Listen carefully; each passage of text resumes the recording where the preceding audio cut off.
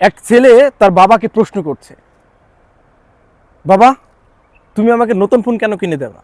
ক্লাসের সবাই তো নতুন ফোন ইউজ করে, তাদের বাবারাও বাবা আর আমার বাবাও আমি পেয়েছি, আমার বাবা তুমি, এটা আমার বলতে লজ্জা হয়।